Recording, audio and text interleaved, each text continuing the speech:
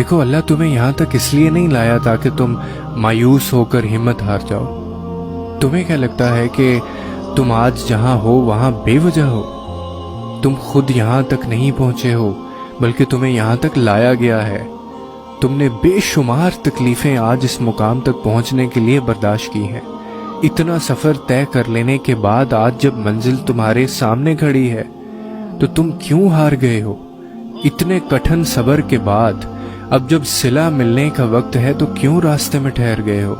اٹھو، اب تو سفر ختم ہونے کو ہے۔ اب تم منزل کی نہیں بلکہ منزلیں تمہاری منتظر ہیں۔ اب تمہیں معجزوں کا نہیں بلکہ معجزوں کو تمہارا انتظار ہے۔ اب کن تمہاری ایک آخری دعا کا ارادہ باندھے ہوئے ہے کہ یہاں تم مانگو اور وہاں تمہیں منہ سے نکلی پہلی فریاد پر نواز دیا جائے۔ اب صبر کے زمانے گزر گئے ہیں، اب صلے ملنے کا وقت ہے۔ اب بات سسکنے کی نہیں رہی، اب قبولیت کا وقت ہے۔ اب مسافتیں ختم ہونے کو ہیں، اب آنسوؤں کے مسکراہٹوں میں بدلنے کا وقت ہے۔ کسی اور کا نہیں، اب یہ تمہارا وقت ہے۔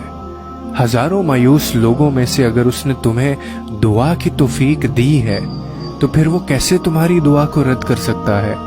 جس نے دعا کا حکم دیا ہے اس نے قبولیت کا بھی تو وعدہ کر رکھا ہے۔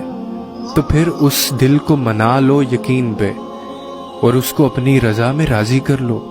اگر اس نے راضی نہ ہونا ہوتا تو وہ تمہیں کبھی بھی منانے کا اشارہ نہ دیتا، اور وہ یقیناً تمہیں وہ سب دینے والا ہے جس کے لیے تم راتوں کو اٹھ اٹھ کر رویا کرتے تھے۔